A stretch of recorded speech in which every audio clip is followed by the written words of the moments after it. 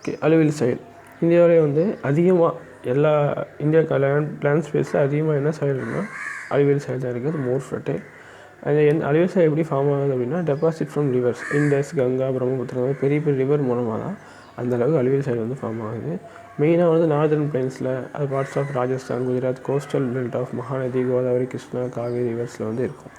Composition பார்த்திங்கன்னா இங்கே sand இருக்கும், ஸ்லிட் இருக்கும், க்ளே இருக்கும். இதெல்லாம் வந்து காம்போசிஷன் வேரி ஆகும். எல்லாம் ஒரே மாதிரியான ரேஷியோவில் இருக்கிறது வேரி ஆகும். டைப்ஸ் ஆஃப் அலுவியல் சாயில் பார்க்கும்போது ஓல்டு அலுவியல் சாயில், அதை பாங்கர்னு சொல்கிறோம். அதில் என்ன இருக்குன்னா காங்கர்னால் லைம், கால்சியம் கார்பனேட் மாதிரி நிறைய கால்சியம் காம்பவுண்ட் வந்து இருக்கும்.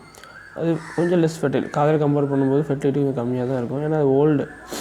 காதர் அப்படிங்கிறது நியூ அலுவியல் சாயில் வந்து அப்பப்போ என்ன ஆகும்னா ரிவர் வாட்டரை வந்து ரீப்ளேஸ் பண்ணிகிட்டே இருக்கும். அதனால் 40% ரொம்ப சின்னதாக இருக்கும். மோர் ஃபெர்டைல். அக்ரிகல்ச்சருக்கு ரொம்ப நல்லாயிருக்கும். அடுத்தது crop for sugar cane, paddy, இது எல்லாமே இங்கே நல்லா வளரும். ஓகே, அது மாதிரி இந்த அளவுக்கு ஃபெர்டைலாக இருக்கிறதுனால சுற்றி நிறைய பாப்புலேஷன் இருக்கும். இன்டென்ஸ் ஃபார்மிங் எப்பவுமே நடந்துகிட்ருக்கும். ஒரு சில டைமில் ட்ரை ஏரியா, அந்த இடத்துல ட்ரை ஏரியா வந்துச்சுன்னா அலுவியல் சாயில் எப்படி இருக்குன்னா கொஞ்சம் அல்கலைனாக இருக்கும். அப்போ அல்கலைன் இருக்கும்போது அதை நீங்கள் அசிடிக்காக மாற்றணும். கொஞ்சம் நியூட்ரலைஸ் பண்ணிட்டு அதுக்கப்புறம் என்ன பண்ணலான்னா ட்ரீட்மெண்ட்டு, ப்ராப்பர் இரிகேஷன், தண்ணிலாம் நல்லா கொடுத்து அந்த சாயிலை வந்து பெட்டராக யூஸ் பண்ணிக்கலாம்.